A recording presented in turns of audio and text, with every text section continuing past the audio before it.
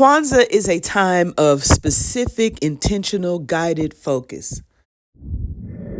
Hey, this is Artist Annette with Cooking Couture Atlanta. Hey, honey, today is December 30th. It's the 364th day of the year, honey. We only have one more day left in this year. It is the 6th day of Kwanzaa, a non-religious holiday celebration period the week after Christmas that celebrates African American culture, traditions, principles, values, and all that good stuff. Today is my very favorite day. Today is Nia. It means purpose.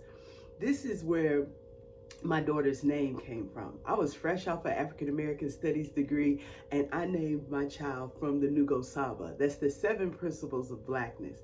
Now, we all know what purpose means, but just to clarify, to make our collective vocations on the building and developing of our community, to restore our people to their traditional greatness. I'm all about that. It's our purpose. Let's get back to who we know we are. Happy Kwanzaa.